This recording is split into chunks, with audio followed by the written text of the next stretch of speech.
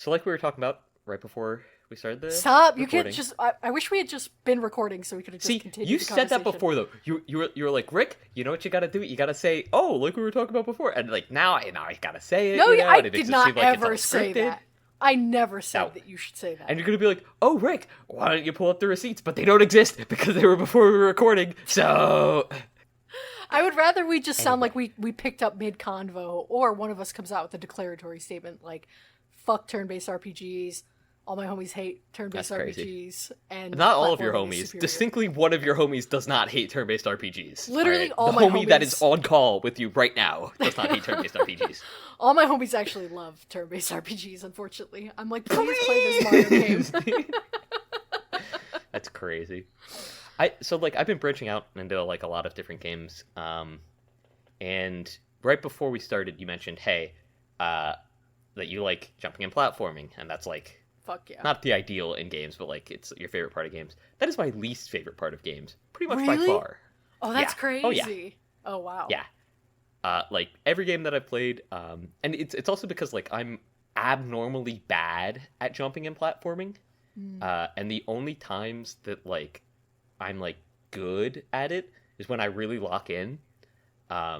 And I was playing what is it, Chained Together with some friends, which is like jumping platforming game. You're chained together, all four of us, and That's tough.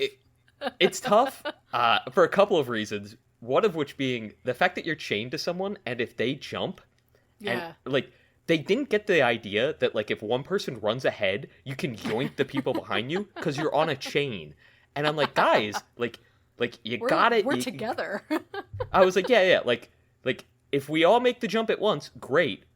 But like we have to be able to decide that beforehand. And then we were like doing certain jumps. I was like, all right, are we just like doing all of these at once, or are we like counting them down as we do each one?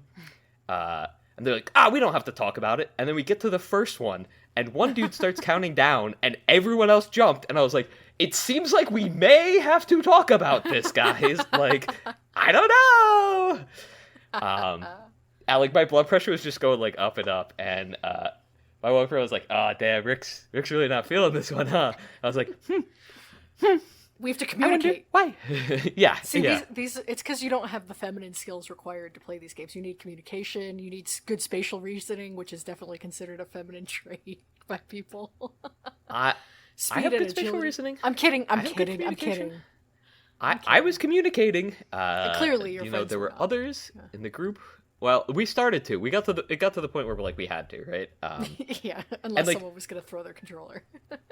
Yeah, I was gonna snap my keyboard over my leg, like right over the knee. But like after I said like, hey, like you guys get that like you can like slingshot people off, right?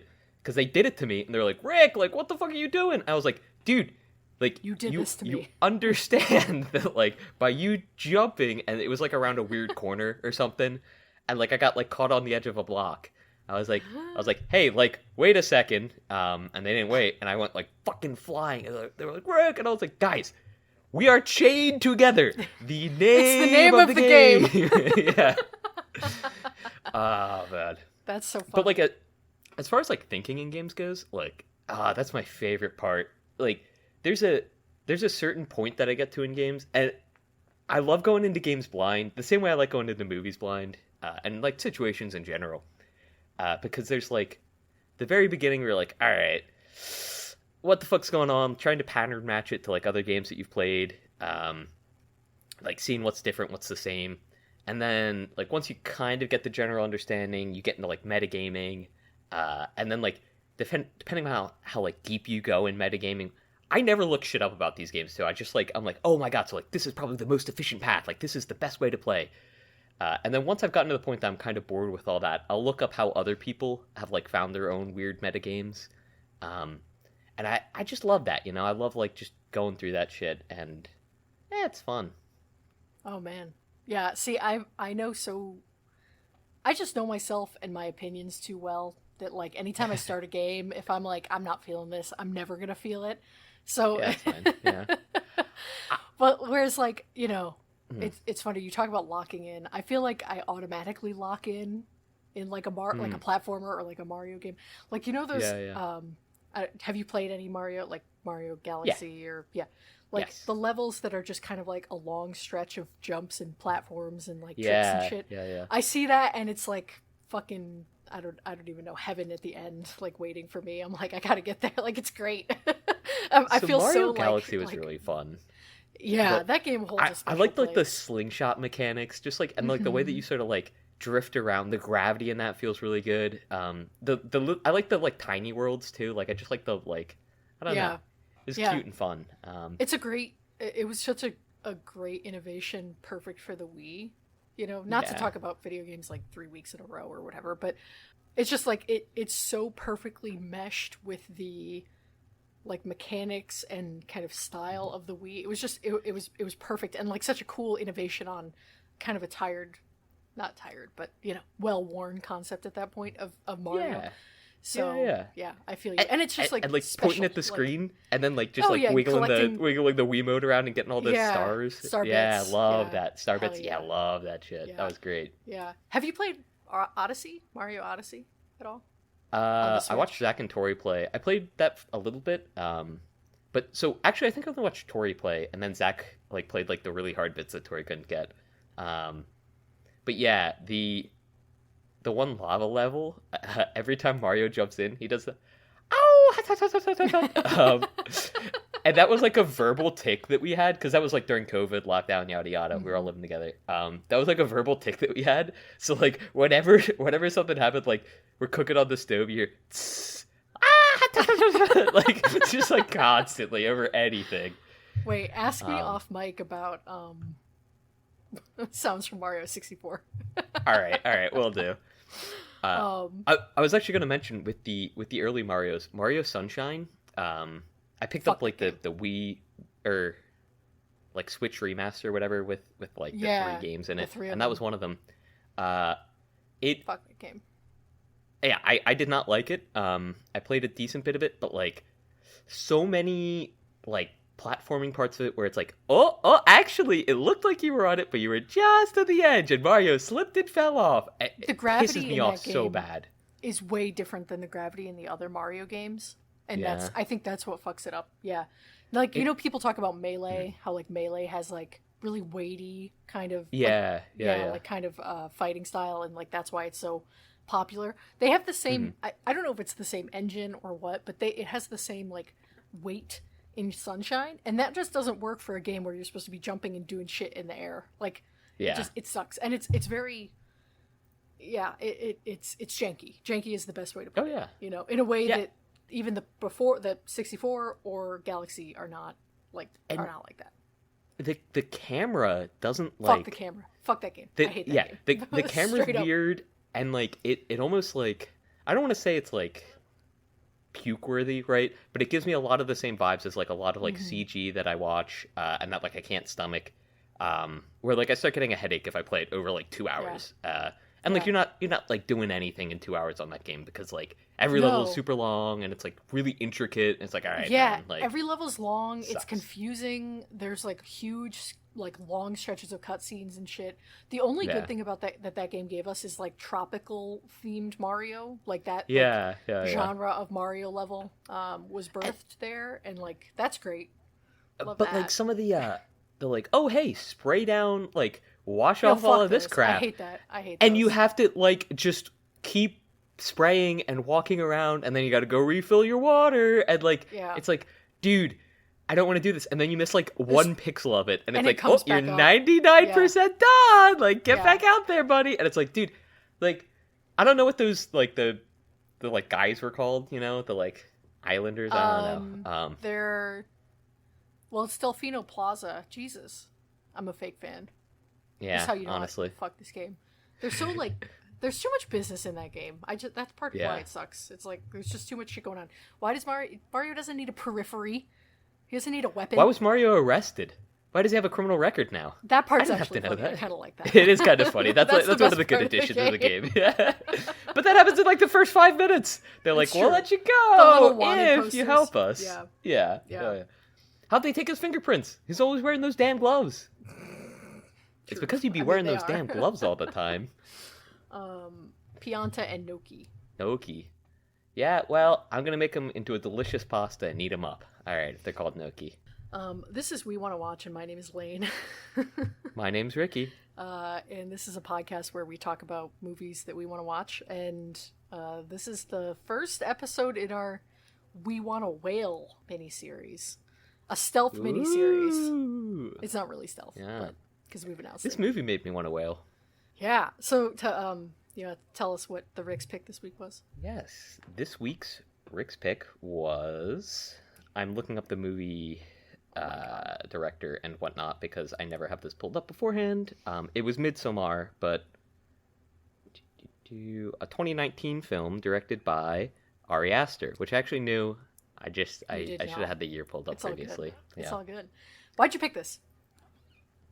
I really like Ari Aster as a director, and Now that you've guy seeing his first first movie that's not Ari Aster, giving me a lot of Ari Aster vibes or whatever the fuck. yeah.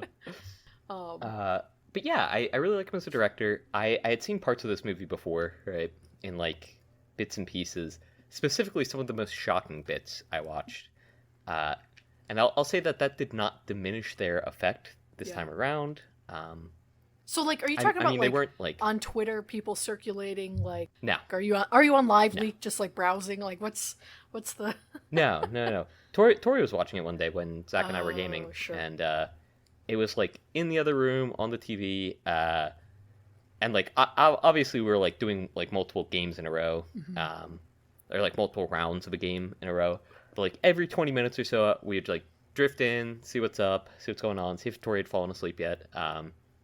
Which she did by the end of the movie, which is honestly, after watching it all the way through, fucking insane. Yeah, bro. that anybody could fall asleep to this movie. It does have a bit of a hypnotic quality, but it's not exactly like calm like that hypnosis. Right, Yeah. Right. It is frenetic for sure. It's also so fucking bright. How can you like close your eyes and not see the movie still through your eyelids? I don't know. I think she had to like actually like turn to the other side, like to completely face the turned other away. way. Like just it's too bright. But what I had seen, so like I had seen the jumping scene. I forget the Swedish word for steep cliffs. It's like I had seen that scene, and I had seen like the most of the ending scene as well. Okay. And so like yada yada whatever. But I mean, I really liked it. I liked it a lot more after watching the entirety of it, even though I don't. Sure. Yeah. Yeah, right. I mean, pretty obviously, right. I'll say there are definitely bits that I didn't understand, and I'd like to sort of talk about. But overall, I really enjoyed this movie. Maybe even more than Hereditary. Yeah. But I did not find it as scary, right? Yeah. Or like. It was certainly still gory. There were gory bits, and there were still like scary, shocking bits. But none of them, like you said, the movie's hypnotic, right? And it's hypnotic to the point that like these things almost like just sort of glazed past me. Where I was like, yeah, cultural difference. She is the May Queen, right? And like this movie has a very similar quality to Uncut Gems in how you've lost me. No, I'm kidding. how the pacing and the tone and the beats of the movie sort of like guide you into a lull, almost like a very accepting lull. Totally. Right? Yeah.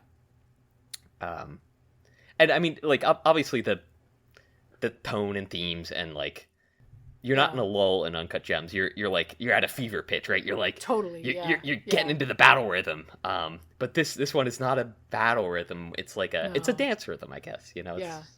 Yeah. Interesting. Yeah. I agree with you. So I've seen this movie once before. I saw it in theaters. This was the first movie that Christopher and I saw in theaters together, which is really funny. Aww. And cute. Well, kind of. But I liked it at the time. I really liked it at the time, but then I haven't revisited it since, and it kind of like waned in my memory a little bit. But then rewatching it, I think this movie is just as good as Hereditary. It doesn't hold the same place in my heart just because Hereditary's specific imagery and symbolism scares me so much. But I do think that this movie is just as good and still like impactful, even though it's not scary in the same way. Like it's pretty much visually the opposite as far as like, setting and characters and, literal light. Yeah. I do think that it's a crazy accomplishment. And I think this, I think Hereditary is very horrifying. Not to sound, this sounds like such a Ricky thing to say, actually, as I'm saying this. Say it. But Yeah. whereas Hereditary is very horrific and horrifying, Yeah. I think this movie has more terror in it, in that its themes are scary. Yeah. Like Hereditary is what if a guy was standing there? Scary. What if, your sister got her head knocked off? Scary.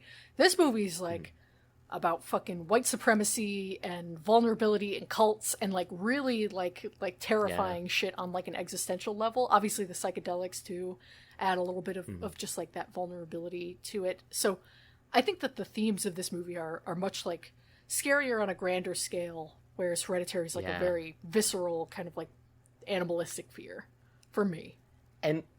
And a lot of this movie was like, what if you were dropped in a place and you didn't know the rules, right? Sure. And they wouldn't tell you the rules, and shit starts happening. And it's like, oh, fuck, man. Like, oh, God. And you gotta, like, figure it out, right? Whereas in Hereditary, like... There are no rules. There is kind of that. Well, there is kind of that, right? Like, there are rules, but they're, like, they're occult, right? Yeah. And like the main characters don't really know them, but it's like, what if as you learned about the rules, you realized how fucked you were the entire time? Like every step of the way, like every new rule you learned, you're like, oh, God damn it, right? Yeah. Whereas like one of the rules in here where like Mark pisses on the like ancestral tree. Fuck him. Right? I mean, you have to be stupid. Like there's perfectly good woods there. Oh, in what world are you Mark's pissing on the tree? Yeah, no. Which, like, I mean, you see a dead tree with ashes all around it. Yeah. Fuck that! I'm not pissing there, bro. Yeah. I'm walking up to somebody. I would piss my pants before I like. No, I wouldn't do that. But I'd walk up to someone. I'd at least ask, right? I'd be like, hey man, can like, I piss on this I'm tree? really sorry. Yeah. I would even ask to piss on the tree. I'd be like, is there an outhouse around here? Like anywhere? Like, sure. Which there definitely is. Like there has to be, right? Yeah. And it's not like it's his first time pissing out here, you know? They were there like over a day. Yeah, I don't know. Yeah. Mark's an asshole, and he's a fool. Mark is a fool, all right? He was the skinned fool. The kids played Skin the Fool. True. This is a very, like, people call this movie, like, a fairy tale. Even the director has compared it to, like, Wizard of Oz. And I think there's a very, like, it's the same. It's very similar to Hereditary in a lot of kind of the director's trademark kind of ways. I have not seen Beau is Afraid, his third movie. I've seen a lot of his short films too, but Aster, one of his, like, the things that obviously he loves to do are these little, like, not Easter eggs, that feels like silly and reducing them to something trivial, but like these kind of narrative threads that tie together. And that this movie is as rewarding on a rewatch as Hereditary is, there's from the beginning, you're kind of seeing like the little seeds being planted of all of like the thematic beats and story beats. And it's cool. It's a rewarding thing to see.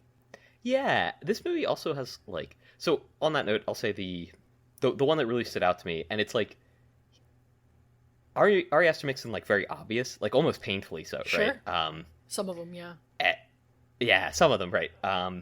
The one that like really, really stood out to me, and kind of have a joke around it, when they were not panning, no, give me a second, because you can say Lane pan. refuses to let me use pan. I literally have never said you can't use pan. You can say pan. When it's they were fine. trucking the camera to the left.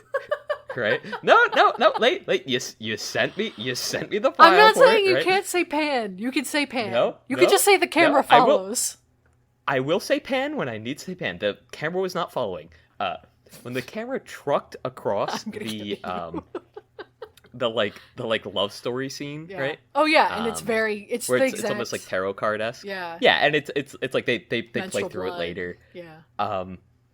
It was very funny to me because when he gets called into Civ's house for the first time, and she's like, yeah, so like you've been chosen as Maya's mate, and the dude's like, oh, okay. What was that? What was the Christian. What was that guy's name? His name's Christian. Christian, of yes. all things, which Yeah, is yeah, really funny. Yeah. We'll talk about that. Yeah, with all the pagan symbolism. Yeah. And, yeah. Yeah.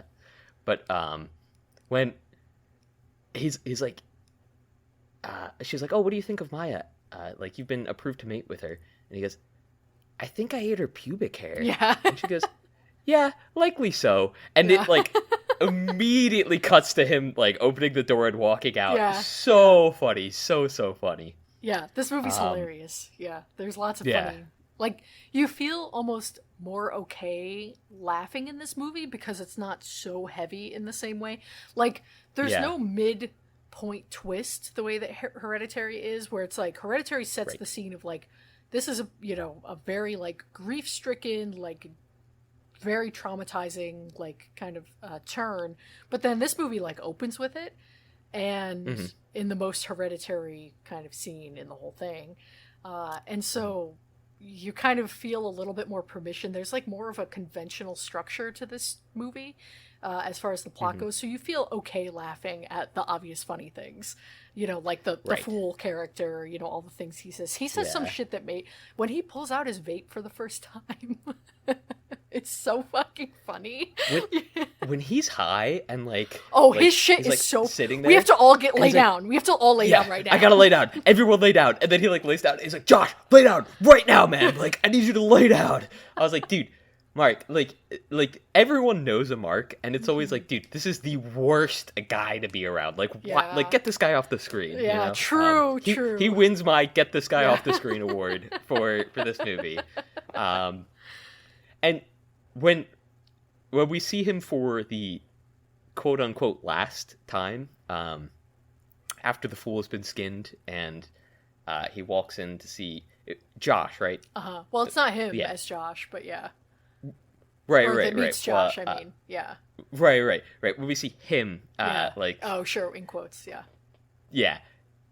I don't know. That was just, like, morbidly funny to me. Oh, for like, sure. Josh is like, hey, man, you shouldn't be here. And then, like, he's hit, and, like it sort of, like, zooms in on his face, and, like, you see the face underneath, which is crazy. like, the Hannibal Lecter style. Yeah.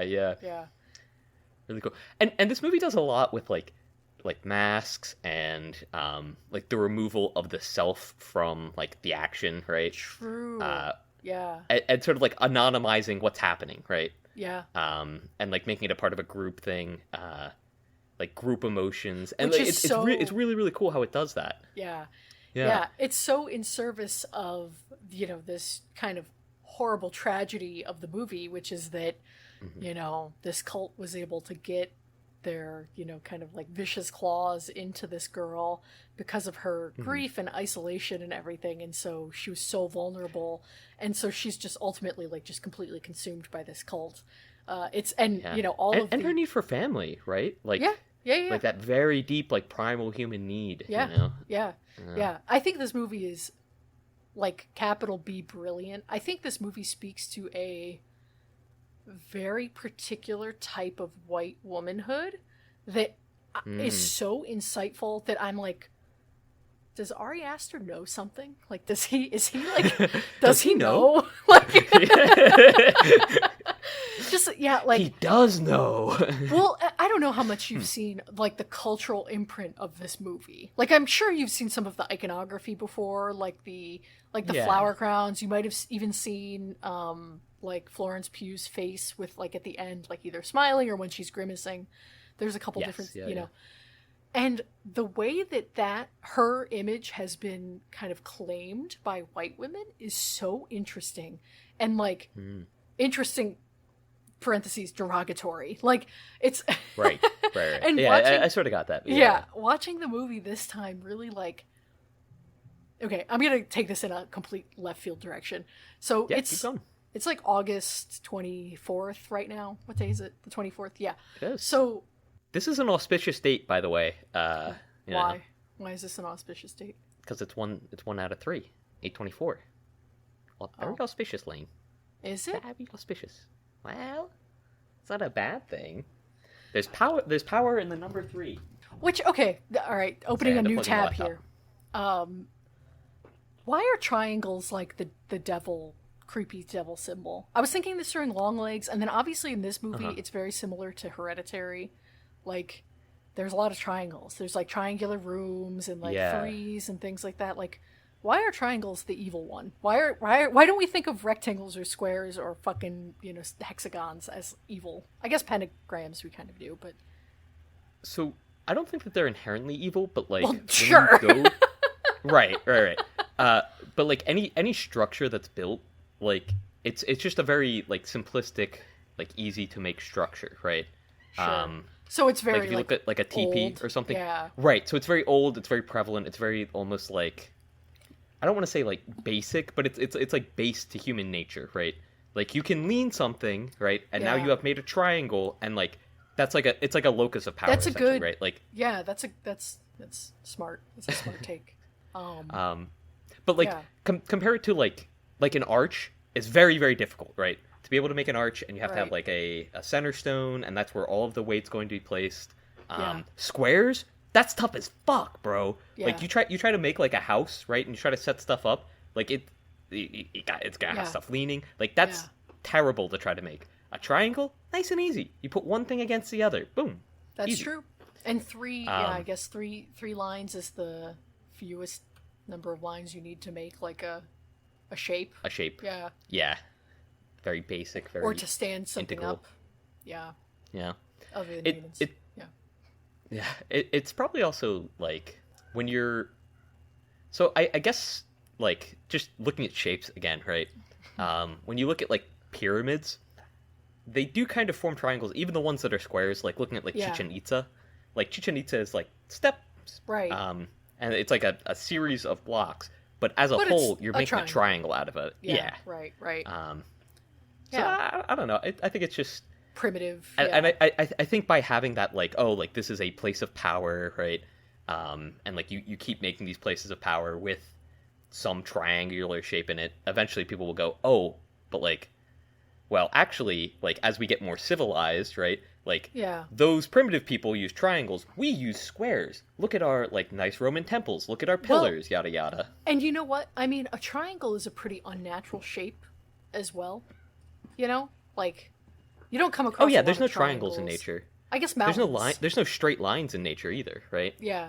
When yeah. it comes down to it, you have like trees maybe, but they don't grow perfectly straight. They're gonna be Yeah. a little yeah. wibble wobble, and they got branches and stuff. Damn. We're so Yeah. fucking smart. Yeah, we're so dumb. This is like the worst No, podcast I was ever. being 100%. I was all in. Oh, I was like, okay, we're okay. geniuses. This is great podcasting. Okay, closing I that was gonna tab. start getting into knots and trees now too and stuff. I was gonna be like, and to kill a mockingbird? Why do you think they put it in the knot of the tree? It's a circle, people. That's the most evil of them all. Ricky blowing out the mic. So back to what I was saying. So, Yeah. Can I just make one more thing about the yeah, triangle thing? please, please. Have you seen Gravity Falls? No, I need to So because they have a bunch It's of a kid's show. bemidji shit. I know about it. Yeah. I loved it when I watched. I only watched it a few years ago with Caleb, and I loved it. It was great. They recently came out with the Book of Bill, which is it's about the like antagonist of the series, who is a triangle. Oh, I know this. Is there? Is he yellow with a top hat? Yeah, he looks like the building, the Yeah, yellow he building at the end. does. It's like Yeah. almost creepily so. But yeah, and he's a 2D being who like can exist in across like multiple planes of reality, yada yada. He has like infinite power, whatever. That's not like the interesting parts of him at all, and that's not the interesting parts of the story at all either. If you don't know anything else about the show, it's a great watch, and I wish I could rewatch it without like knowing anything about it. You know, Yeah. it's a really cool one. I know that it kind of takes place in a Midwest context, and it Yep. has a lot of like fearsome critters type Yep. monsters. So I feel like I do need to get around to it, but I'm also worried that I'm gonna watch it and be like, well, I'm just gonna steal all this for my game. So, we'll see. I think it'd be fine because there's also a lot of like they did a lot of like web series like Minitoon stuff, and Alex Hirsch, the creator, has done like real life like he put up so while the show was coming out, he made fake leaks of inside of the animator's room and had like like an anonymous account leak them, and it was all him, like, which came out years afterwards, Oh. to try to throw people off on different fan theories of what was going on. He's dropped like special merch and stuff for people at like hidden codex locations that he's like teased, which is it's super cool, and it's great to see a Yeah. creator that like loves What they're like a doing series so so much. Yeah. Right, and puts so cool. much care into it. Yeah, it's really nice. If I ever watch And it's also, like- animation or TV shows, I will get around to it, I guess. Yeah, it's also Let's like see. I don't know. It's a really nice story. I think you'd really like it too because it's like a brother sister story. And with how much you bully me, I feel like you would appreciate the like sister annoys her brother part of it a fuck ton, because Mabel. Okay, so Mabel and Dipper are very different, and like Dipper's Okay, really all right, smart, all right, come on, all and right. I just want to finish. Give me 30 more seconds. But like people always sort of shit on Mabel for some of the decisions she made in the show. And they're like, one of the biggest defenses is like, I'm 12, right? Sure. And Dipper makes the exact same decisions, and he gets no flack, all right? Dipper is a fucking idiot in that show, and he does so much shit wrong, and he tries to be grown up and smart, but he needs to embrace his childhood, and Mabel is there to remind him of that, and she's the only reason that he turned out well and was actually able to save, Bro, who are you talking to right now? Are you myself. talking to people on the That internet? was it. Yeah, I was gonna say. That was it. That was it. Maybe is it kind You of? can cut all of that. You can cut me ranting. No, it's Sorry, fine. but I've been real lazy with the editing lately. Is it anything like what is the name of the short like series, the Halloween series that's animated, Over the Garden Wall? Is I it know what you're made talking by about. those people? Is it Over the Garden Wall? I think Over the Garden Wall is. Oh no, I'm thinking Over the Hedge. No, you're right. No, I don't no, believe it's made by the same people, but It gives me it the has same very similar vibe. vibes. Yeah. Maybe I'll watch it for Halloween. Is it long? Is it like a long ass series? Because that diminishes. I think it's me. 24 episodes Total? Because that total. sounds I doable. think maybe probably longer because that would only be 8 hours. I feel like it must be longer than that. Let us see. Let us see. I feel like it has to be longer because it. I don't know. I'm It's I'm great. wikiing. I'm It is. wikiing. It is 2 season. Okay, 40 Um, total. 40 total. Total. But those That's are not those too bad. episodes like 10 minutes, like 15-minute episodes? Is it You know what? I'm possible? just gonna pull it up on Disney, and I will tell you. Because they might do like the A side B side thing, you know. Yeah. Let's see. 22 Also, hours the intro, total? so Sorry, go good, so good. Oh, and they have the shorts on Disney Plus too, so it's like pretty accessible, easy to watch. Yeah, they are 20 apiece. Okay, so Um, okay. not too bad, right? Yeah. 13 hours. Maybe. We'll see. We'll bit see. over. We'll see. Doable, Okay. doable. So Yeah. Back to Midsommar. back to Jesus. What were we? We were talking about iconography. No, okay. So, yes. Triangles, powers. This movie speaks to a very specific type of white womanhood, and taking this in a Yes. different direction. Yes. Pumpkin spice just started at Starbucks. Yeah. Like 2 days Oh, yeah. ago.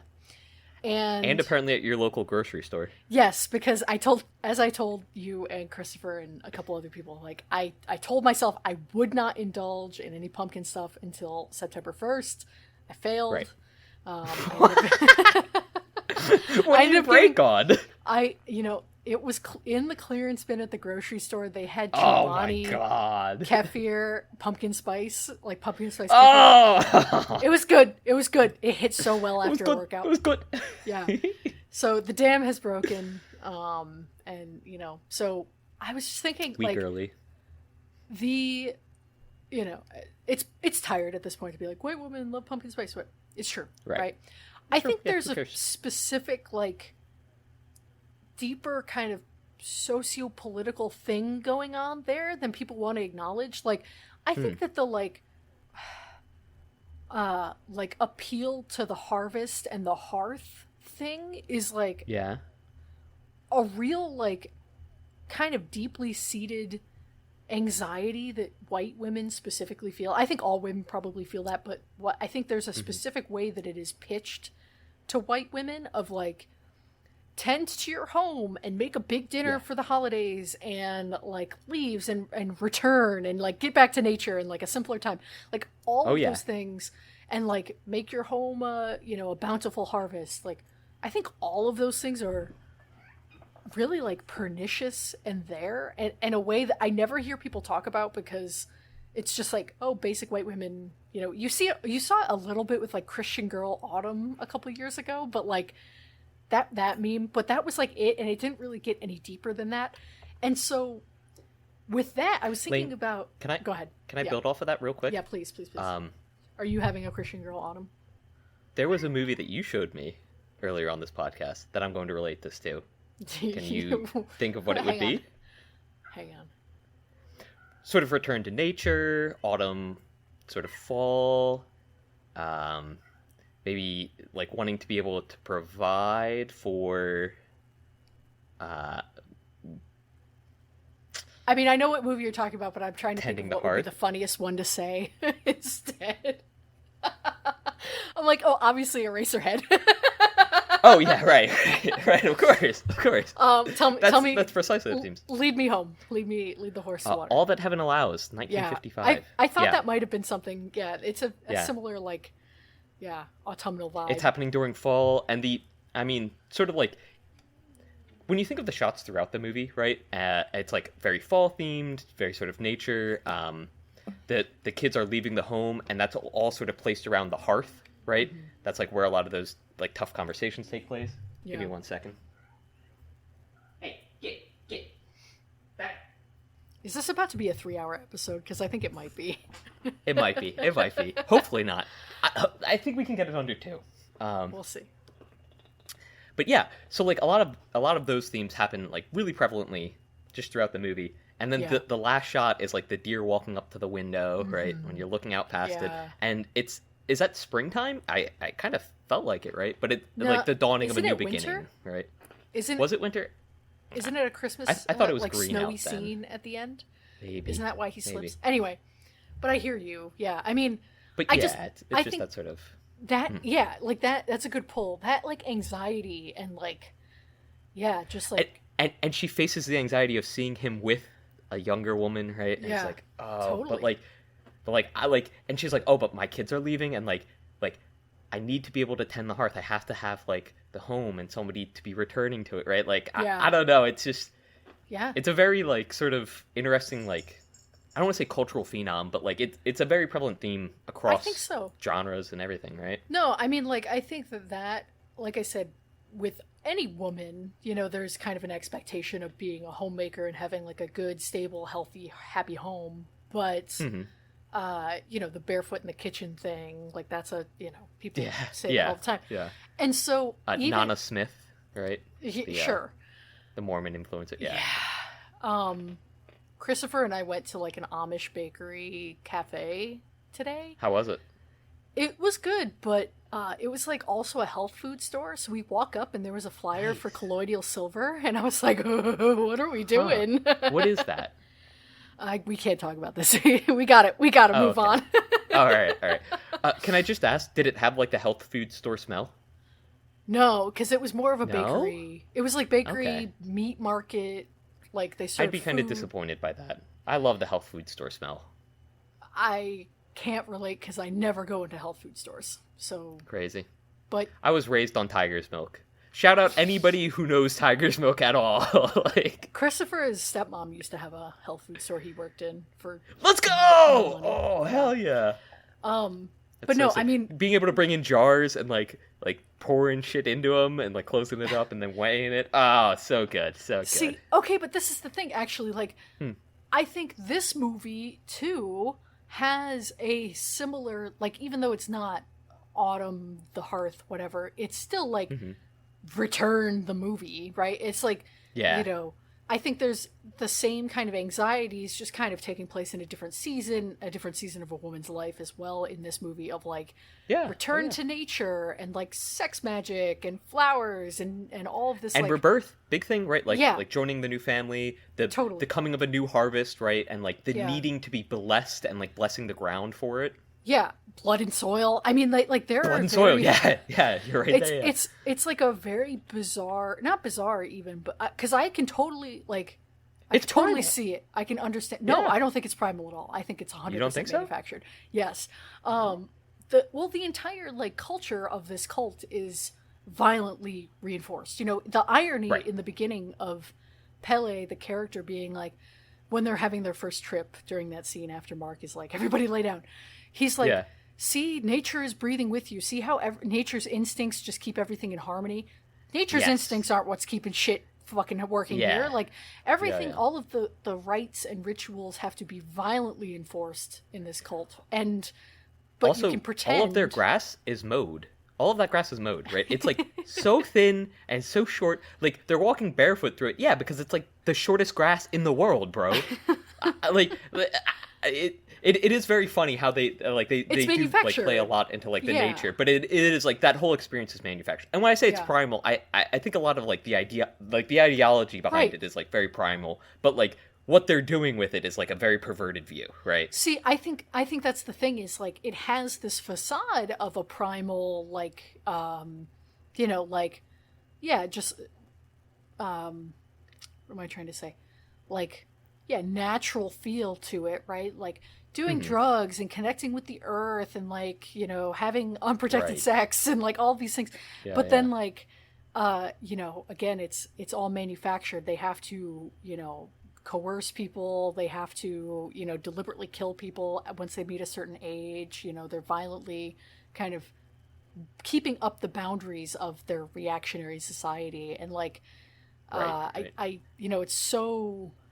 it's so racist, and the specific aesthetics too. I think they are just as prevalent in even like lefty white women communities where like there are, kind of like witchy, quote unquote, like pagan type beliefs. Like, you saying the health food jars thing of like weighing out ingredients and like there is something, again, it's like the same kind of like appeal to a very specific type of like I don't even know, like rural domesticity or something like that. Kind of that just it's gross, but it's brilliant. I think it's brilliantly deployed in this, and you see that. Sorry, let me finish cooking. You see that because people's reaction to this movie, and part of the meme I sent you, which was a clip from The Departed, being like a woman watching this movie, her boyfriend watching the same movie, like, I was going to ask you if you wanted to use that as this week's the cover art. Cover art. Yeah. Maybe. But so, the way that women have reclaimed this is just like, oh, it's about toxic masculinity. Did I say it? No, you didn't. Oh, no, I'm sorry. Fuck you. Let's go. Even when I'm not paying attention. You. Return to that. Return to Soldier Boy for real. But no, so the way that women have claimed this movie as like a feminist whatever thing, it's like you should probably still not go for the white supremacist eugenicist cult. Like maybe, even if it is like they're gonna kill your shitty boyfriend. So it just I think it's fascinating the way that this movie has been interpreted and misinterpreted. Okay, I'm done. Yeah. Let me take my apron off and hang up my chef's hat here. Okay, I'm done. So I'll just say real quick: Return to Soldier Boy. Reject Pumpkin Ice Spice. Just because it was the only contemporary thing I could think of. Whatever, yada yada. You can cut that. That's not a great bit. I was thinking more about... Why not iced pumpkin spice? Iced pumpkin spice? Yeah, I wasn't sure how to work it. Because you can order an iced pumpkin spice latte. Oh, okay. Then maybe that is the that is the joke. We Want a Workshop. Thank you for finishing that one off. Yeah. Welcome to We Want a Workshop, where we just talk about shitty jokes back and forth for about 2 hours and hope that the viewers listen. And hope that it's about the movie at some point. Right. Eventually we touch back on it. You mentioned the assigned time that they are to die, right? Like in the cycle. Fucked So up. it's 72, right? Which is 8 times 9. So again, 9 of 3. It's they do that like a lot in this movie. Oh yeah, it's all about nines. Yeah, her well, 9s and 3s. 3 specifically a lot. Hers was the third bed in. I don't know. That's just like a fun little tidbit. There was something else. Oh, the flower crown that the she the turns May into a Queen big wears. ass triangle at the end. Like it does, but it has 3 parts to it. I meant like her when she first body, wears like it. her shape of like the big ass when flower. she's She in it, looks like yes, she and looks she's like a in the dress, beast. and it's just Yeah. really cool. It's cool, but A lot of really cool stuff. yeah. So I mean, I think like the iconography in this movie is like spot on. The herring also like kind of a red herring, I guess, even though it wasn't red. But like, I don't know, fish are also like, once you cut off the head, are technically a triangle, right? Not to get a triangle if you reduce I'm it. just stuck on this, man. Like, I was gonna say you're number 23. been trapped in it. I am. I'm really number 27ing it. 3 times 9. 3 times 9. Yeah. My current age. One other thing before we, because I do want to keep just we can keep it moving forward. Go on. No. I was gonna say I want to keep cooking on this one point. Have you seen any other like folk horror movies like The Wicker Man or like anything like that? No, I don't believe so.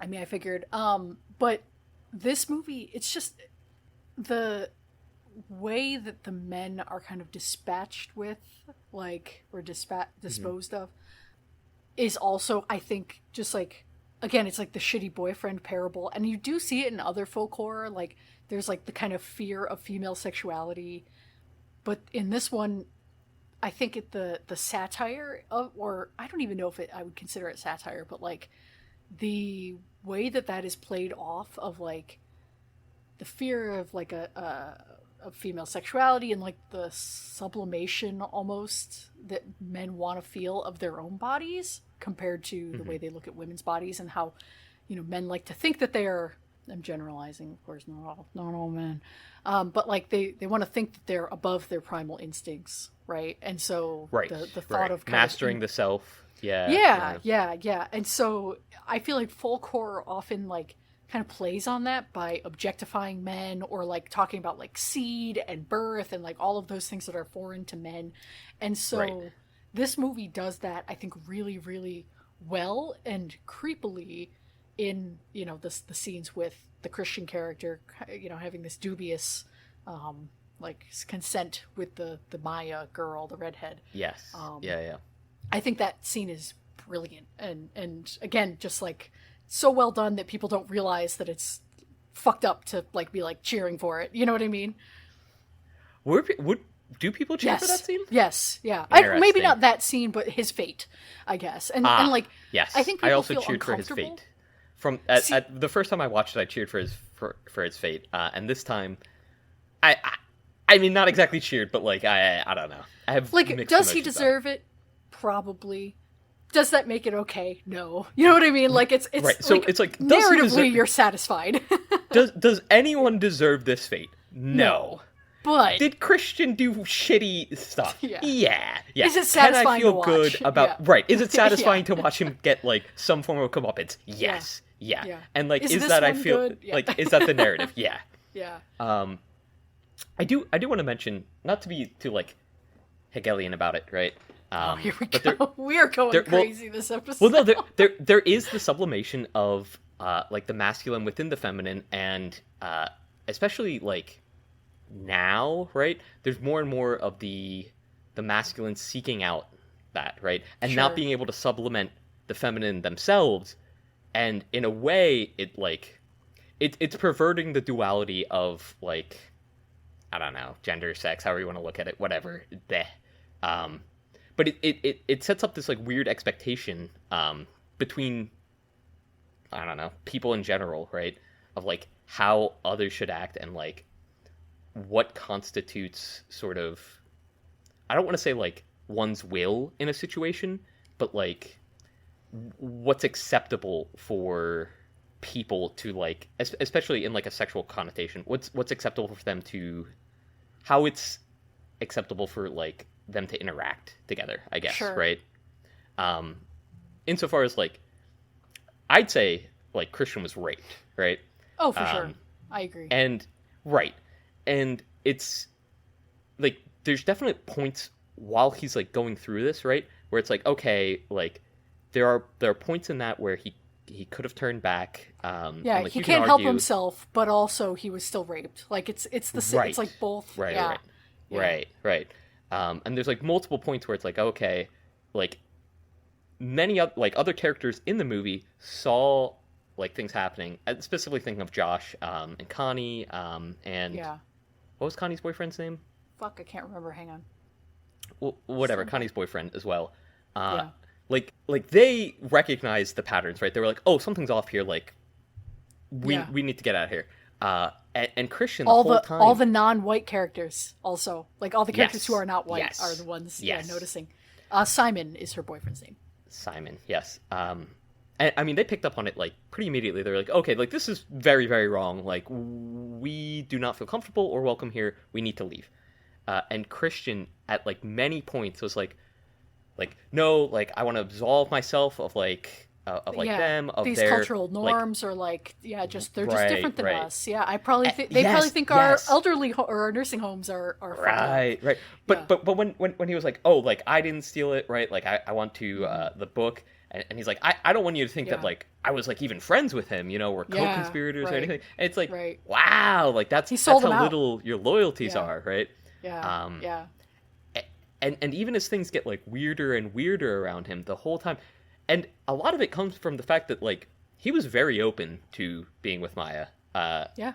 And it's only once, like, even after the pube scene, he was still kind of like, well... Yeah. like still throwing her eyes and stuff. It's like, oh, okay, so like he is just like completely a shitty guy, like totally unfaithful, Yeah. doesn't really care. He didn't even realize 4 years, didn't realize her birthday, yada yada, whatever. Yeah. But like I don't know, the one scene where he was like looking at Maya in the fields while talking to the other guy. Oh, yeah. And like writing down stuff. I was like, oh, what the fuck, This man. down Like, dirty dog. Yeah, yeah. and yeah. Florence Pugh walks up and she looks like fucking gorgeous this whole movie, by the way. She's and like beautiful. Yeah. he literally just like stonewalls her, like turn. And I'm like, oh, all right, like Yeah. I don't know. I secretly think he might have the best performance in this movie. I think Florence Pugh does really, like, she gets the most points to shine as far as like her, acting kind of range. Like she goes through a whole range of emotions here and like really shows Yes. it all on screen. But Yeah. I think he does such a perfect job of playing like right up to the line without going over into parody of like, Yes. over the top douchebag boyfriend. I think he's so good at it. And he is perfect casting because he looks like a parody version of Chris Pratt. Like he looks like He Chris does Pratt kinda, in yeah, like yeah. like a scary movie or like a like Yeah. a parody movie. It's really Like funny. like a and Guardian of the Galaxy like porn ripoff. Yeah, Like, yeah, they're sure. Like, Yeah. he's like, he's got red hair, whatever. Put him in it. Like it's Yeah, fine. yeah. And so it's I think he does an excellent job. The scene, he kind of goes toe to toe with her in some of their like relationship dynamic scenes. Like in the beginning, when he comes over, they leave the party right after she finds out that they're going to go on this trip, and he so Yeah. like masterfully switches it on her so that she's apologizing and begging him to stay. Yeah. And obviously you get this like wonderful illumination of like how their relationship works in such a simple scene without it being all laid out in front. It's not like he's ever like, you're too dependent on me, or she's like, you're always lying to me. Like there's never any of that. It's just very like subtle. They even physically change where they're standing. Like they kind of turn positions. Yeah. And she's a great actress, but he really does go, and matches her perfectly in kind of like playing the manipulation just so perfectly. Yeah. And he's very understated in how he plays it too, right? Like he allows her to shine. He like elevates that performance, and I think he like elevates the performance of like everyone else, because it Yeah. really like illustrates how off-putting everything is, right? Yeah. Yeah. Because like Because I mean, he's like, yeah, we I'm said, cool. It's cool. I'm fine. Yeah, and it right. makes everybody else, yeah, like their kind of incongruence with it stand out more. Right, Yeah. right, because like the non-white characters are all like, okay, like this shit's weird, like what the fuck's up? But don't forget that Josh is like, he's so ambitious. He just wants his little fucking Yes. thesis that he's willing to Yes. overlook it for his own, gain. Yeah. Which And is he doesn't want great. Christian to have even a piece of the pie. He's like, all right, this fucking guy. He's like, I'm gonna take pictures, and I mean, I'm not gonna say Yeah. that he was gonna try to withhold them from Christian or whatever. Yeah, but, I mean, he didn't just. I mean, he also I did not wouldn't- I deserve to wouldn't give him the die, pictures. but he, Oh, got of what's course coming to not. him in the same way. I would say he very much so did not deserve to die. Like, he was just, No, like, of very course not. intellectually curious, and he wasn't a douchebag, and, like, Connie and her No. boyfriend also did not deserve to die. They were, No. like, they were the Arguably the characters least that were, like, deserve to die of them all. right. Yeah. Mark, I mean, you pissed on the Yeah. ancestral tree. That's kind of a Yeah. death sentence. I don't Yeah, know, you man. should be in jail at least for that. Yeah. But, Also, creepy towards women, specifically one woman, and she's the one Yeah. that, got to take him away to be skinned. So, yeah, I don't know. I mean, yeah. whatever. Yeah. I don't particularly feel. Maybe it's weird. I just don't feel like bad for him. Like he feels like justified, No. I guess. And so does like Christian's death also feels maybe not justified, but like I don't know. I mean, like satisfying, right? narratively satisfying. I think is the right. Yeah. It's like I said. Like even if he's a shitty boyfriend, you still don't want to join the racist cult. Right. Right. So it's like Right. you're the enemy of your enemy is not your friend in this case. Right. But just while we're kind of circling the parking lot of all the eugenicist talk, what do you make of the disabled character? The like Ruben That the, it like, cuts Oracle. to during the sex scene as well, Yeah, which was which like is fucking super wild. weird. It's disturbing. Yeah. Yeah. I don't know. I'm pretty unsure, right? Like Yeah, you mentioned you have obviously- questions about this movie, or that you feel. I do. I have a Yeah. few. That was one of them. Sort of No kidding. it's odd because like obviously they are eugenicists, like, and you kind of notice that once I noticed that there were like only white people there Yeah. after like specifically the jumping scene, right? Because that's when you really see it's like, oh, okay, this is everyone, and they're all pale as hell. Like they should not be Yeah. getting this much sun Well, right now. And that setting is like blinding white. These like great Yes. white cliffs. They're all Yeah, wearing yeah. white. So then the characters who are not white also stand out like crazy. Just like you Right, should not right, be right. here. Like you are not welcome. Like yeah. And they're the only ones that really show emotion, right? Christian also is like He sort of kind of is just off-put, like, huh?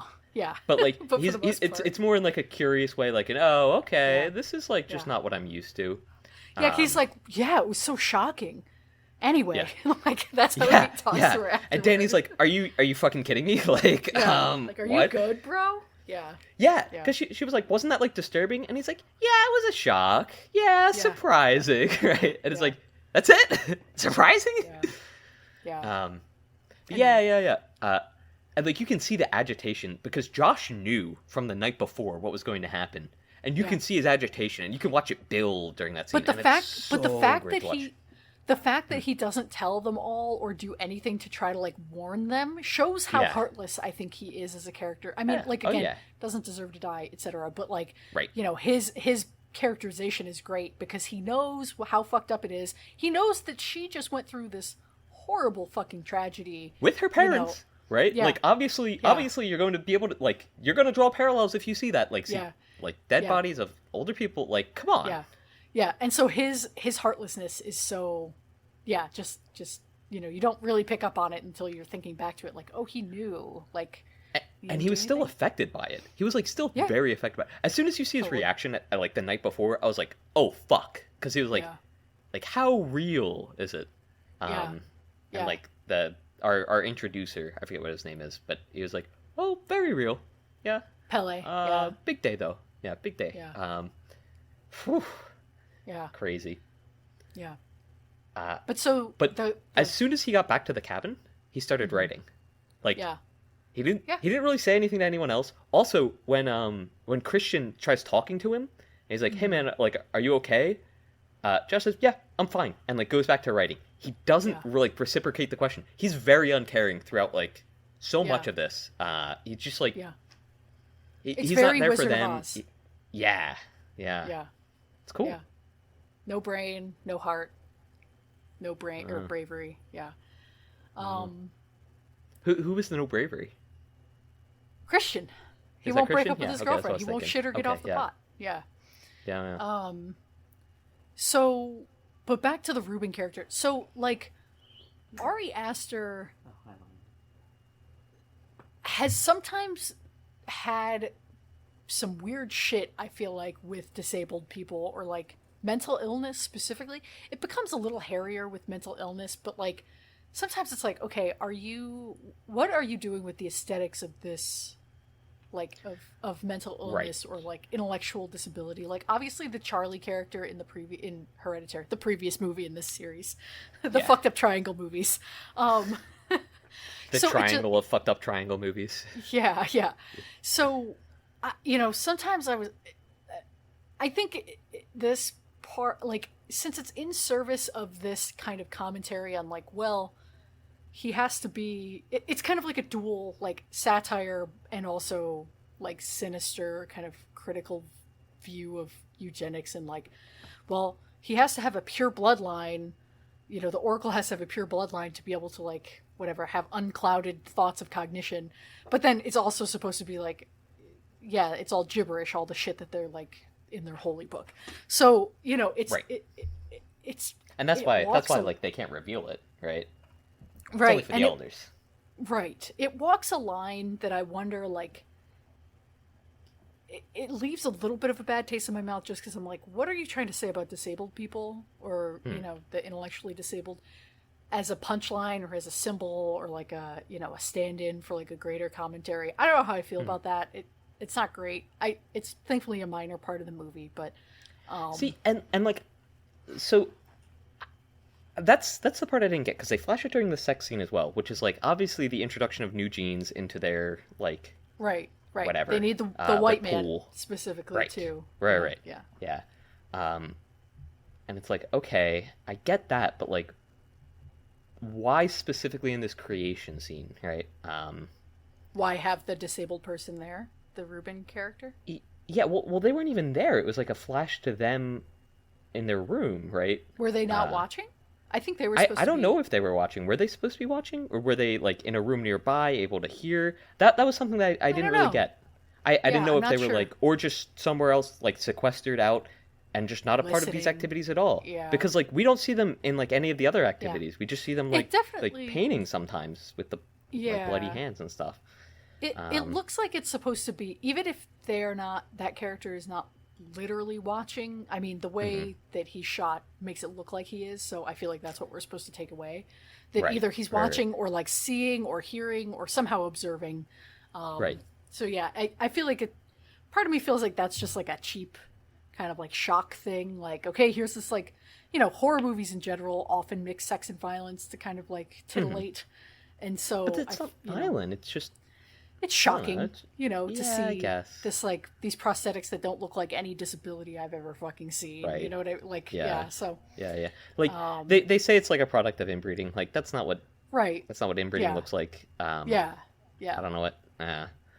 I mean, I can Which- get that, like, oh, okay, like, it's supposed to be some form of genetic malformation. Sure. Great, fine, Well, whatever. and I think it's a way to try to make it tasteful so that there's no real world analog, to be like, oh, this movie's making a punchline of people, who have X, With Y, and Z, whatever, like, yeah. disability. Yeah. So, anyway, yeah, that part is a little bit frustrating or annoying, but ultimately, in bad taste more than it's, I think, outright offensive, if that makes sense. Right. Yeah. No, I can understand that. Yeah. You got questions? Did you? Oh, you want me to keep going on my other questions? Yeah, sure. I have notes, but we can totally. So, Danny's family dying, right? Yeah, we should start at the start here. Yes. An hour in. Is this? Yeah, an hour in. Let's start at the beginning, right? As all good stories do. Is that just to show?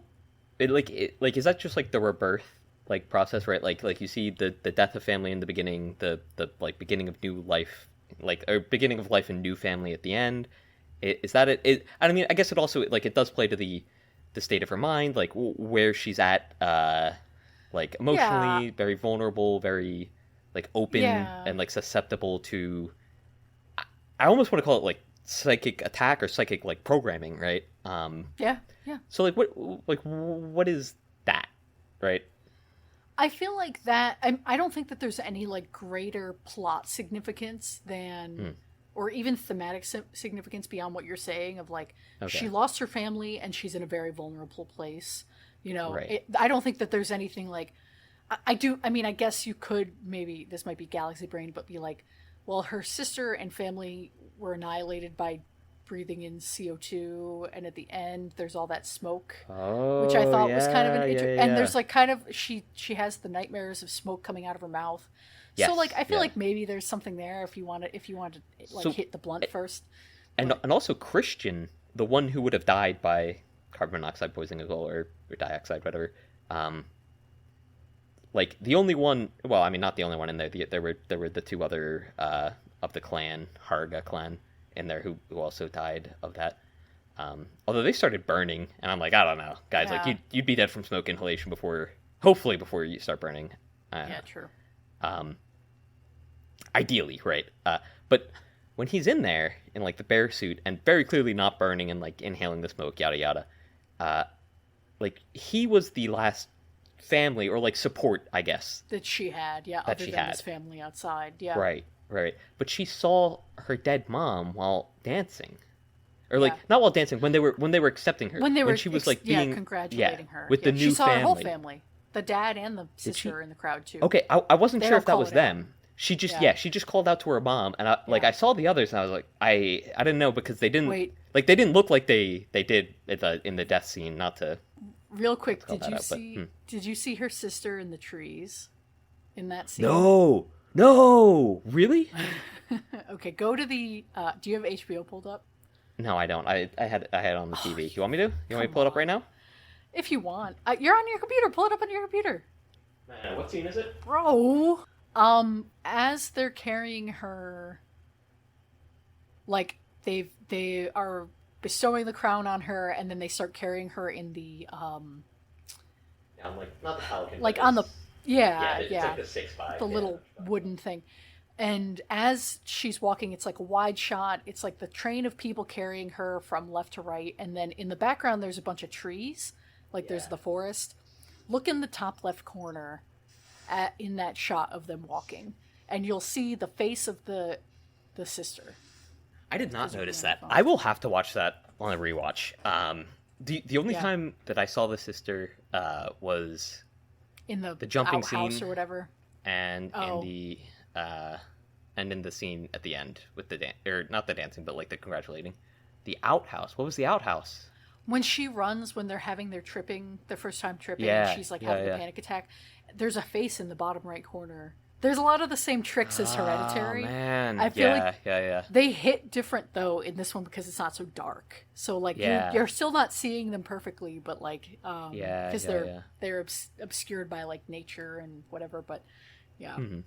Anyway, No, well, the outhouse scene, like there was something weird with the mirror her. and like how her face appeared and like Yeah. So Yeah. the thing is, I was very focused on like I wasn't paying attention to the periphery in this movie. Yeah. Because I was just Fair. locked into what's going on in the center Yeah. stage. Yeah. Well, I mean, they do a great. We should take a second to talk about the hallucinogens, like the depiction of like hallucinating in this movie, Yeah. because it's so good. It's so Hell like yeah. true to what it really looks like. Like often in movies, you see like it's like a fantasia of like they're like Right. seeing colors and like they're seeing all kinds of crazy shit. Which like sure, but this movie does such a good job of showing what it really actually feels like and how Yeah. the distortions happen and like it The- does it plays so the grass well. going through her Yeah. hand or like her feet sort of Yeah. turning into roots when she's in the Which- chair and the leaves are responding to her, like all of that stuff. It's The very flowers like pulsing. yeah. Yeah, And the way that they spoke about it too, like when Mark was having like his bad trip, or maybe not even bad trip, but like Yeah. just being like He an was annoying freaking out shit a during little his bit. trip. Yeah. Like all of these things are like so very real to like, oh yeah, okay, like 100% been there, done that. And it makes it feel like, again, it adds to that hypnotic effect because it's almost like casual, right? It's like, oh yeah, like this is exactly how this would happen, right? Yeah. Yeah. And Well, so, there's like, no like alternate like it never takes on this like okay, and now we're gonna have like a montage or like there's never like right. a like whoa kind of, you're always like locked into the same shooting style. There's never Yeah, like yeah. changes in like the editing or anything like that to convey drug scene, Right. whereas this is very very And when you like see like matter of fact. Christian at the table later, Oh like my later god, on in the when movie, when he claps at him. oh It's so man, funny. so bad. Because like It's so having fucking funny. being a person who's You're a person. like not great, yeah, what the Yeah. fuck, Yeah. who's like not great with that stuff sometimes, like definitely not like bad trips, but like having like sort of like needing reassurance at times. If I said like, oh my god, like what's happening, and somebody Hey, clapped in my what's face, happening? I would It's start so crying funny. immediately. I break, it's over. I mean, it is like a horrifying thing to think about, but the scene itself and the way that character plays it, where he looks like he's putting his tail between his legs. As Yeah, he, he's a like, dog. I was gonna he, say, like, yeah, he hunkers looks like a down. little like sad dog. It's Yeah, so funny. It's so funny. Also, in the beginning scene, like when they're tripping, and I think it's Pele is like, "Hey, my new friends are coming," or "Here, I want you to meet my new friend," or something. I And then can't- he's I like, can't "Oh meet God, a anyone new new." person." yeah. And like It's the dude so- literally just it's so funny. walks past and says hello, Yeah, and hey, like keeps yeah. walking. Yeah. So good. But when you're fucked up, that's terrifying. Yeah. Oh like, yeah. the- Oh, utterly yeah. horrifying. Yeah. Yeah. And so the Oh, yeah. clapping is really funny, but very Yeah. also very And, scary. and like Danny being like, they're laughing at me. Like over there, they Yeah. were laughing at me. Yeah, And 100%. he's like, Feel it. "No." Yeah. Yeah. Yeah. One They've thing been too- laughing. It's okay. One thing about the grass, Mm-hmm. and like the two times that she kind of like sees her body being turned into nature or whatever, like Yeah. in the beginning, it's like, okay, the nature's growing through her. Like it's Yes. like, the Yeah, grass yeah. is growing up into her. It's like this intrusion, right? And of this cult basically, and like this whole new culture. And then at the end, when she's about to do the maypole dance, she, her It's the integration. yeah, she's like becoming one of them. It's a really like subtle kind of like change between her first and second trips, and so Yeah. it just and it's and they creepy. say like, oh, like you are family now, right? Yeah, You are like right. Oh, sister. the scene where they she starts speaking Swedish. She's like, sorry, I Yeah. don't speak Swedish, and they're like, you don't? Are you sure? Yeah, and then she's yeah. like, I guess I do. It's It's great. so great. I see the appeal. And I they see the speak like appeal. gibberish for a little bit, and they're just like Yeah. going back and forth. Yeah, It's yeah, cute. yeah. Been there. Yeah. It's great. So Mm. continue, please. I was gonna. Well, I'll go through the list of like stuff that I also had. Oh, sure. But Yeah. I wrote down not a ton, but and I've touched on most of this stuff. Pretty early on, I wanted to ask you because I've been using the term jump cut erroneously for a while. No. So there's a cut from when she's going from the bathroom in the apartment. I And know- you see her open it, and Yeah, it's like it I goes know across. what you mean. And then as she closes the door, they do change location. Yes. But it's also like a very big time change. Is that Yeah. technically a jump cut, or is it just a cut? No. Okay, so there's No. like so cuts are like anytime it's like the film has cut. Like anytime that there's just I like get a that. change. Right. Yeah. So a jump cut is like eliminating Same think of it location, like but like different time, right? slightly forward usually in time, same Okay. subject, usually the same type of action. Okay. Whereas a smash cut is kind of more what you're thinking of, although in this movie it's a little bit it's more of a continuous shot, right? But like the Well, best that is example such of a an smash interesting cut, one because like It goes is. over the top of the like door yeah, frame. it's right? cool. It's And, disorienting. and then like it's very very suddenly like switched to the bathroom of the plane, Mm-hmm. and then like the camera angle changes, and it's like Mm-hmm. entirely different, and it doesn't like slide down. It's just like yeah. on her face like immediately. Yeah. So it's just like a very weird sort of. I mean, it's interesting. It's very very visually interesting. It's like really cool to see. But I It's just a want to sort of get your very input on that. it's a very Ari Aster thing too. Like, Yeah. remember the scenes of like, this like swooping, and they do it in the car when they're driving up to the Harga cult in this one too, but like where everything's flipped upside down, there's like shots of characters and it looks like they're walking on the ceiling, or like they're, just these disorienting angles that, they're just there to which make they you do a feel lot in out the of end. place. Christian, when he has to like look in at the face of the guy hanging up, who's still alive. Oh fuck, that's crazy. That's some great body horror too. That's some really really fucking crazy shit. The way they sort of make his like butterfly wings almost. Yeah. Well, the flowers in the eyes are. I feel like that's a little campy. Like they need to. That was a little too much for them. I was kind of expecting his eyes to start bleeding like tears, right? Yeah, sure. Just with how like, I mean, once you put flowers in the eyes, like I'm expecting like it to go over the top, and like it showed that he's still alive, still breathing. I was like, oh okay, like so he's gonna start crying. I was expecting like blood to like come down and drip onto Christian or something. Which didn't happen, which, I don't know. That would have been way too much, but would have been interesting, I guess. Yeah. Next thing I had, Mark is horrible. I think we've covered that extensively, right? Fuck Mark. Fuck that guy, yeah. I wrote Chekhov's bear, and I'm surprised that the bear, like, was not sicked on anyone, didn't maul anybody, they just took its guts out and dressed up Christian in it. Yeah, hell yeah. Which was, like, really cool. And then I also wrote N Triangle House, which, like, all right, come on, like, yeah, had to pay off another somehow. Ari Aster thing, yeah. Well, and the another just kind of putting the bow on his visual style. There's a lot of dissolves in this movie. There's dissolves in Hereditary, but not as many as in this movie.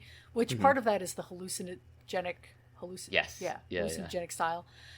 But yeah, the like. Her face over the burning building, over the cult screaming, and like that kind of, that happens over and over again. It's it's just deployed to a trippier effect. Whereas Hereditary is very depressing and violent and sad. This movie it's more frenzied, right? And so it's just cool to see like the same visual kind of techniques and flourishes used and deployed in different ways. Oh, for sure. I mean, this movie is like, and I think a lot of Ari Aster stuff is just so visually interesting. Of the two that you've seen. Yes, of the two that I've seen. Like, regardless of, like, subject, it's so cool to see. And, like, there's so much care placed into each shot and, like, what's going on. And it benefits greatly from a rewatch just based off of that. Again with the bear though, the way that it was just off screen and they sort of like zoom and move the camera slightly so that you can see it, it was almost like a Family Guy cutaway gag. It was kind of funny, yeah. Like, oh yeah, don't mind the bear. Like what? No, but it's like beat for beat, like that could happen on Family Guy, right? Where like they're just like in the living room. It's like, Peter, what about this bear? And then like it zooms out slightly and there's a bear, and it's like, yeah, what about it? Like they literally say that. They're like, what? Like nobody's gonna question the bear. They're like, well, it's in a cage. Yeah. Like, what are you talking about, man? Yeah, it's a bear. Yeah. Oh, the rotting food on the table at the end. Nasty. And the way that the flies sort of start like going over to Christian and they're like just like all up in his face, and it's like it really adds to that sort of like like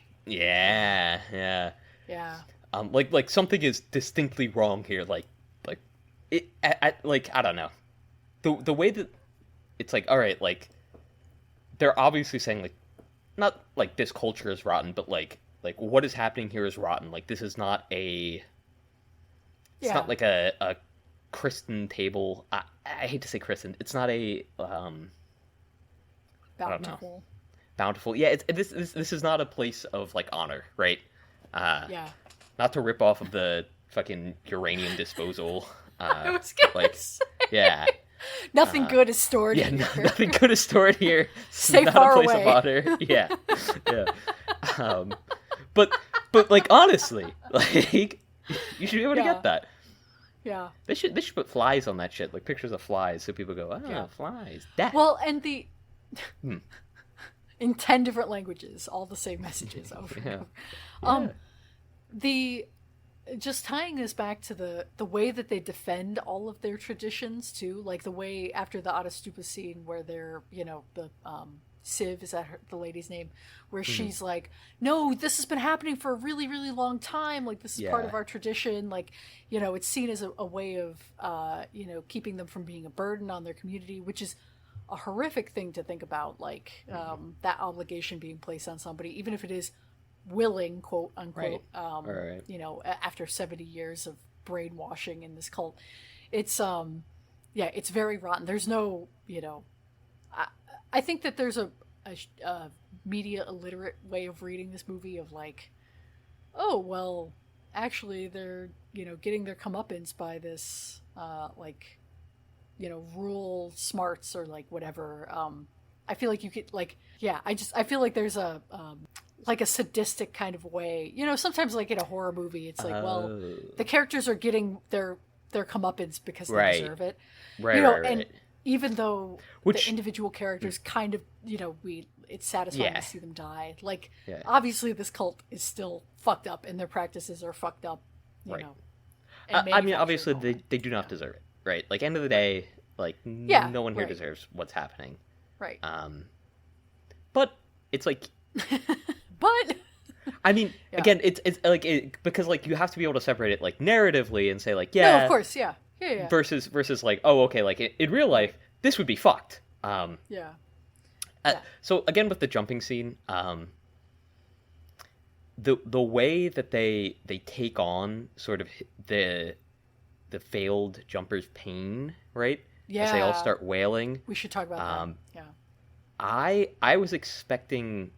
So, and they swing the hammer 3 times, right? 3 power, yada yada. It's like, also... bro, this is overkill. Like, he's dead. Right. Stop. He's like... I think it's also supposed to remove culpability in the same way that like a firing squad is to remove culpability. Even though, even though, like after the first swing, like they give it to the one 50-year-old guy that's like obviously like well attuned to it, and then like everyone else is just sort of like they're at the fucking circus doing they're going for the big prize, but it's like sure, like I get it, right? Or that the carnival, whatever. I get it. But I was expecting there to be even like a bigger layer of like removing of culpability. I was thinking that like everybody would have to touch the hammer or something. Like as soon as you see the hammer and then like walking it out, right? Yeah. Like walking You're like, with it. oh, cool. Someone's getting hammered. Like, yeah. You know what that's for. That's the real Chekhov's hammer right there. You know. Yeah. I know. I'm gonna keep bringing that up. Because I said it wrong last week, so I gotta get it out now. Yeah. Chekhov's. Chekhov's. Yeah. Chekhov's hammer. Come on down to Chekhov's. The communal grief scene when she peeks through the door. Yeah. Which I have a video I have to fucking send you after this. Okay. When she peeks through the keyhole and sees like the mating ritual, whatever, and she starts like vomiting, and like all of her little new friends, her sisters or whatever, are like screaming and wailing with her. Yeah. And then they reach the same sort of like fever pitch as to maximize their ritual. Joint slay. Yeah. Yeah. So it's literally the joint slay, anyways. True. It's so good because, on a surface level, it's so sinister because it's like, well, it's mimicry, it's manipulative, it's manufactured. Like, obviously they are not literally feeling, they are not like, there's no magic in this movie. Not really. Right. Like this movie, there's no supernatural shit. Yeah. So it's not like they are some attuned cult that like they're all that interconnected and whatever. Like there's a sense of duty, there's a sense of like, these behaviors, these group behaviors, but they're not truly feeling each other's pain. Right. And it's this fake empathy that's so sinister. But then at the same time, you're like, oh, but this is the first time she's had anybody cry with her. In the beginning, when he can't even when she calls him, and he can't even muster to like cry with her or do anything to console her other than just holding her. It's so also just illuminating of their dynamic of like, oh, Mm-hmm. he is so checked out of this relationship, he doesn't even care enough to like empathize with her family dying, and Or he so, can't, right? Like, right, I, right. I was going to say that scene to me at least spoke to He almost just a can't privilege care of anymore. womanhood, right? That like they're almost allowed to be able to share each other's pain, right? And you're allowed to But be the able to show weakness and pain, which is like but very all the often men in shunned that in cult do masculinity. too, right? That's true. Like, Yeah. But that's yeah, a part of the sublimation of the feminine, right? Which is not really present yeah, outside of like in normal culture. It's generally frowned yeah. upon, right?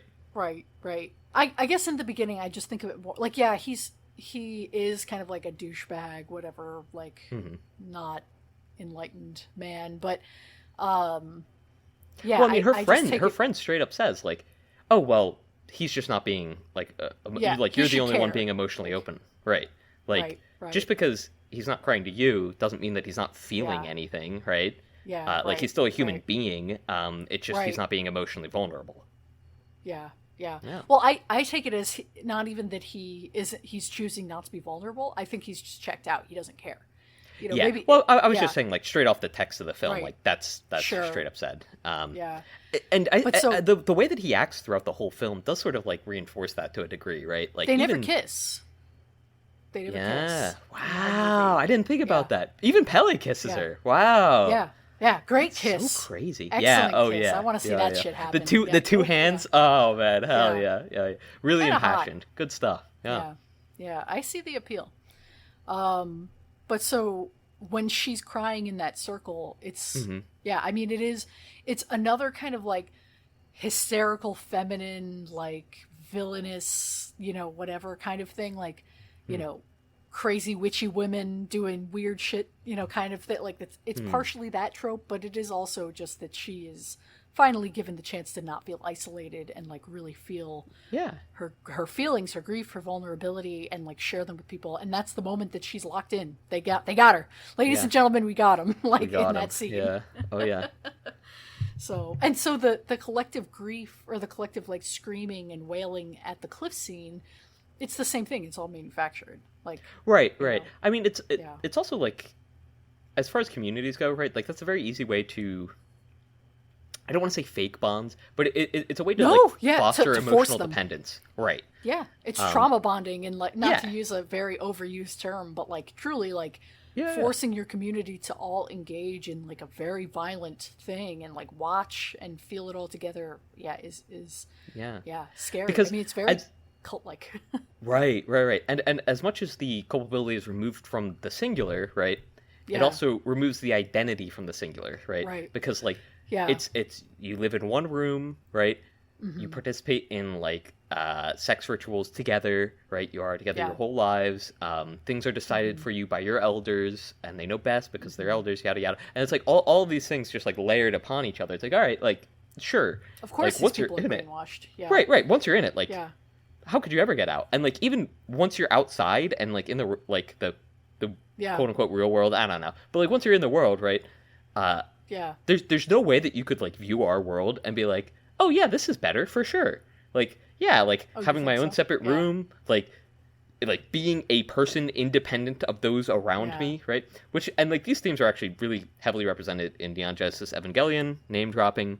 But I'm not going to get into that because I know that would just bore you to death. But it's, I mean, it's interesting how like they're represented differently here than there. Yeah. Well, and it also like it creates accomplices of all of them. Right? Yeah, Not yeah. only and the Because you remove funniest it, you one of remove it from the individual, right? Like the individual is not the yeah, one committing any act; it's the group, right? yeah, But as soon as you decide to become the individual within the group, you're no longer a part of the group. So anything that you've done, yeah, and anything that the group's yeah, done, you've implicitly done as well. And it's like, oh, okay, there is actually no way out, right? Like, yeah. It's a yeah, thing. Yeah, I mean, is it the Mansons that did that, where they would all use the same name when talking to outsiders? I can't remember, I don't but know. like where it would be like anytime anybody called, you would answer and you'd be like, "Hey, this is Jill." Like everybody would say that, so that there was no way of knowing who you were really talking to, and like everybody became one identity. Anyway. I mean, that's a great way to do it. I mean, I'm not a part of like true crime or anything like that. I don't listen to true crime podcasts. Neither do so I. I just. I already gave you the pumpkin spice, concession. I'm just saying, here. you fit the bill. I do not like true crime. Oh my god! I know you don't. I'm just joking. Jeez. No jokes. This is a bit-free, no jokes podcast. You're right. I forgot about that. Yeah, what the Somebody fuck, put some trash in my door handle. Oh my god. Am I being gang stalked? Sorry, I'm done. No more. So one of the funniest, just on that vein, in that vein, one of the funniest lines in the movie is when they are, like, it's Connie, and she's like, Simon wouldn't have left without me. Like, he wouldn't have gone to the train station without me. And she's like, I could have sat in his lap. And the guy's like, well, we don't want to break any traffic laws. yeah. Well, we are people who are not liking to break traffic laws. Like, he says it like such like a weird roundabout way, and it's like, your English was pretty good right before this, buddy. It's this funny, like, dual, like, they don't want to draw attention by risking, breaking the law in public, of course. But then also, of course, like, why would they care, on its face, it's like, why would they give a shit about laws when they're malleting people and sacrificing people in buildings and shit, Right. So it's very funny. The irony is dripping. I would say this is also kind of, I mean, maybe this is a bit of a pull, kind of an indictment of, like, Amish communities in general. Just the way that the Amish sort of function. Rural communities or Amish specifically? I guess rural communities. Amish is the one that I relate most to because it's the one that I have the most familiarity with, I guess. True. Shout out Pennsylvania. Yeah, honestly. Shout out Pennsylvania Dutch.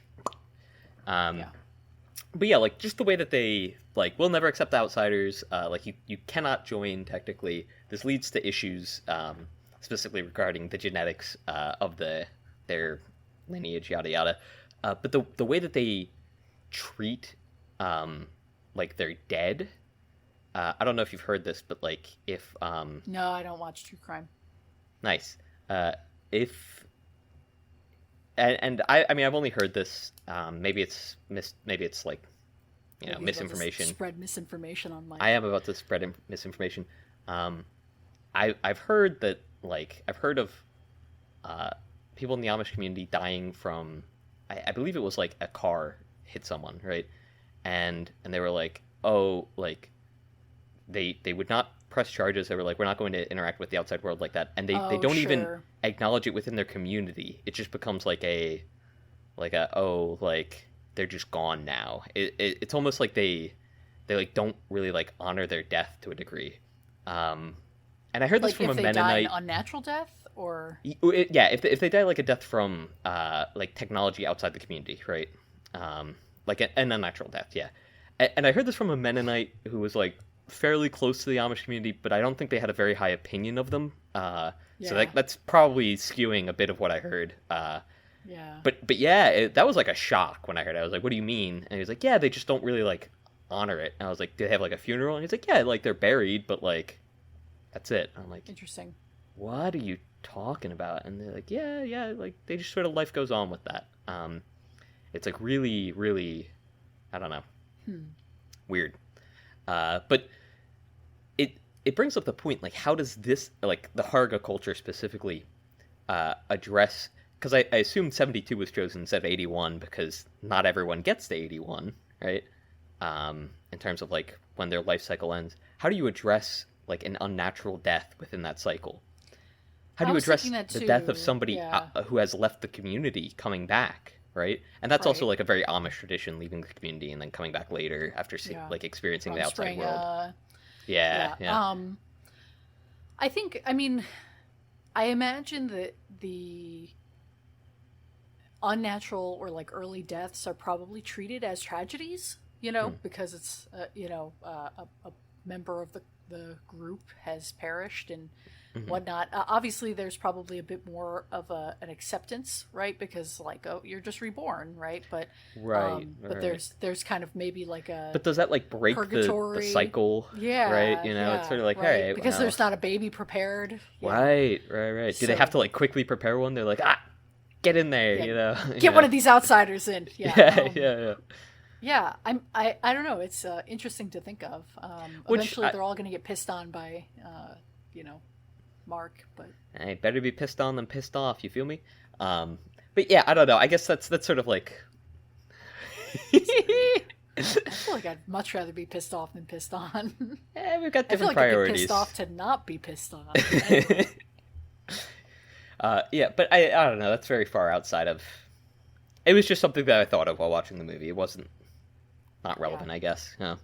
No, it's relevant.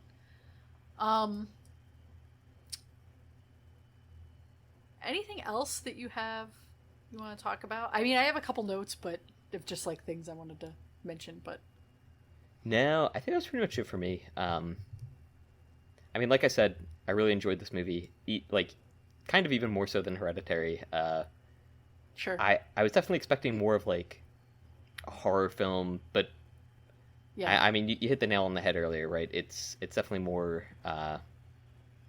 like terror inducing, right? It's like, especially because like you know what's going to happen as the viewer, but it's also kind of funny, which like takes it doesn't even take away from like the sort of like scarier aspects of it and the gore. Like it's all still there, but it's much easier to take. The lights are on. Right. Yeah. The lights are on. Yeah. Yeah. Yeah.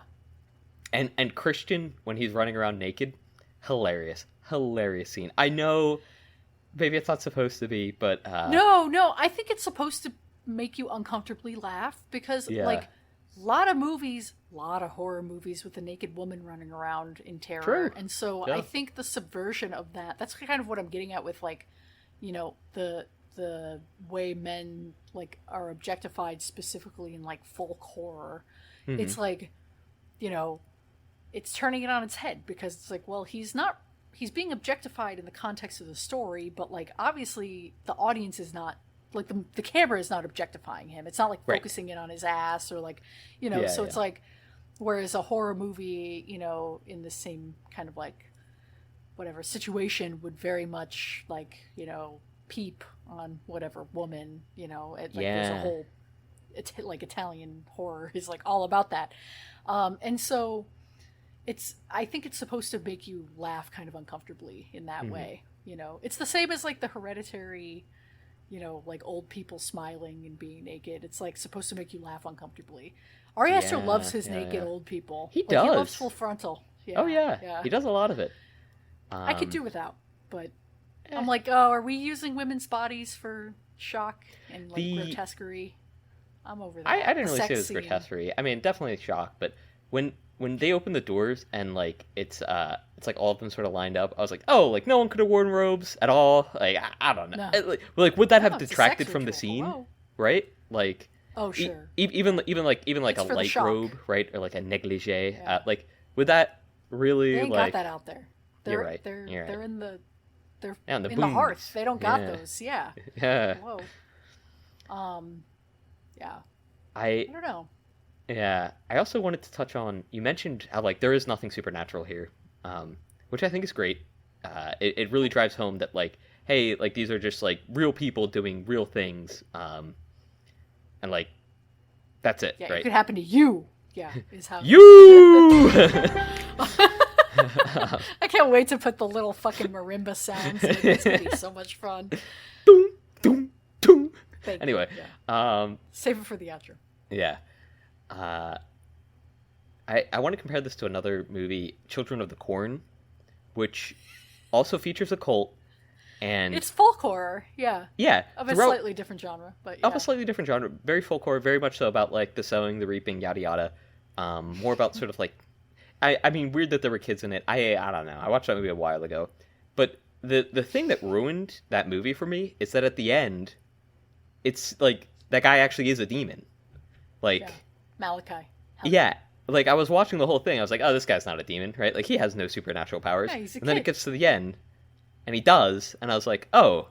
Spoilers for Children of the Corn. Yeah, spoilers for Children of the Corn. Sorry, but it gets to the end, and I was like, Well, what the fuck? I mean, the kids are kind of right. Like, if a real life demon appeared and was All like, right, I you have have like talked about this infinite multiple times. power, right? I'm like, This all right, movie wow. is not important enough for you to be taking up this much screen time I'm on just, our podcast. I am just saying, right? If that like, if something actually like has supernatural powers, it's like, well, damn. I guess I am stuck in your clutches, right? Like, Ricky, put the axe down. You don't need to grind it anymore. It's fine. Please. but how am I gonna get through this door? Here's Johnny. Missed opportunity to say, here's Ricky. Ah, You haven't even seen that movie. Fuck Do you want me to say here's Ricky instead? I can do that. No, I don't. Okay. I don't. You want me to say for the outro? No. Okay. The only other thing I had was, yeah, the scene where her and Pele are holding hands, and he's like, "Do you feel held by him?" I'm Yeah. like, "Damn, I wish." Yeah. And then, this is just funny. The comically simple thesis that all of them have, that they're just like, "Yeah, I'm doing my thesis on Swedish mythology or whatever the fuck." It's like such a general topic. Usually when it's, you know, the when you hear somebody talk about their thesis, they're like, "Yeah, I did my thesis on the specific half A presses involved in Super Mario 64's Wet Dry World." Great level. video. You Great know? video, by the way. 1.5 A presses. Great video. Yeah. Oh, yeah. First off, it's called Watch for Rolling Rocks. Anyway. Oh, we might be thinking of different ones then. No, it's the half A press. Is it? Okay, Yeah. All right. Yeah, okay. Anyway, but yeah, the specificity or the lacking specificity there is just funny to be like, yeah, I'm doing my thesis on Sweden. Yeah, it's that's something that like conservatives will make fun of, like, oh, like you studied in bada, and Underwater basket weaving is like the typical. Right, and it's like, yeah, well, I mean, if that developed in like several places around the world, yeah, that's pretty interesting, man. It's cool that that's like a part of human nature, right? Like, do you just not find that interesting? It's like, oh, like 1960s fucking basket weaving across the world, and it's like, yeah, that's like interesting. I don't know, bro. Like, yeah, I don't get how people can just like, fuck you, conservatives who argue about my college major on the internet and aren't listening to this show, because who would listen to this show if they were conservative? Truly, honestly. But it is like that, like, reductionist viewpoint. It's like what, you can't just enjoy like learning something for the sake of like, oh, like this is something interesting and maybe it points to something bigger, right? Like, yeah, and like, even if it doesn't, like, is it not just cool to like learn about stuff? No, I don't know, man. Okay, Ricky has traded out the axe for the soapbox. He's built the soapbox in front of us this whole time. He's taking out his big mallet and driving the nails into the soapbox. Cut that soapbox down. No, he's doing it 3 times. No, he's got the axe that he sharpened and he's breaking apart the soapbox. Oh, God! He's pulling out its lungs. He's cut it into a triangle. It's like he put runes on it. Okay. We can't stop. I really enjoyed the rune ball bingo at the end. Oh yeah. Ricky's cranking a bingo machine. Oh, I'm cranking, baby. Yeah. I'm cranked right now. Okay. We've been talking for 1:45. I gotta get the fuck out of here, man. I gotta go for a walk or something. In the dark. Do you have anything else to say about Midsommar from 2019, directed by Ari Aster? Not really. I think I've said all there is to say. Word up, brother. What about you? Okay. No. Okay. Good movie. We'll watch Beau is Afraid someday. I don't know. I kind of don't want to watch the movie, but that's Ari Aster's 3rd feature. Right. So it seems very different than the previous 2.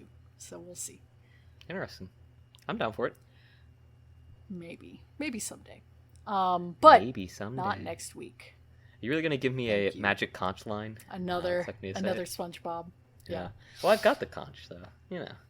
I know you got the. You know, I keep that motherfucking thing on me. Cutting that. That's crazy. Next week is Elaine's frame, and believe it or not, I have to look up the dates of these movies because I'm doing 2. It's 2 frames. 2. Okay, so 2. I'm taking us in a bit of a direction. Okay. So I'm assuming, based on the fact that I think last week you made a reference to this movie, but you probably have not seen Psycho from 1960, directed by Alfred Hitchcock. I have not. Do you know anything about that movie other than I'm doing the knife stabbing motion as well. I don't believe which kind of looks like reverse jacking off. It does kind of. I've seen some of Birds, like some clips, and I've seen some clips from Psycho as well. But like, okay, I've not seen the full movie. Okay, so I want to watch that movie.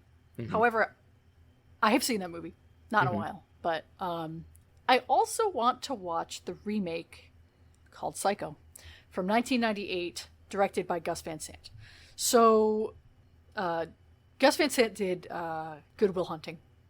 Oh, interesting. So I don't want to give any... Like, I'm kind of on the fence. There's, like, a lot of context to the remake, or, like, a very specific kind of vision to it, I think. Okay. I have not seen the remake. Okay. And I'm on the... I know about this context, but I'm on the fence about telling you about it. I kind of don't know if I want to just have you go in blind. I know you say you like to go in blind. I like flying blind. Okay. Then Do you think it would add to the watch experience for me to know the context beforehand? I actually don't know. I feel like you're in a special place because you have not seen the original Psycho. Right. So, I don't know. I kind of, what my one ask of you, I guess, is to watch them as close back to back as you can. Oh, I'll just watch. I will just watch them back to back. That's fine. Yeah. Okay, sexy. Then let's do that. I think this will be interesting. Like I said, I think there's... I don't want to say anything else, actually. I'm not going to say anything else. Yeah. Leave it there. So two psychos, both of like a psychos. Both doing a podcast right now. True.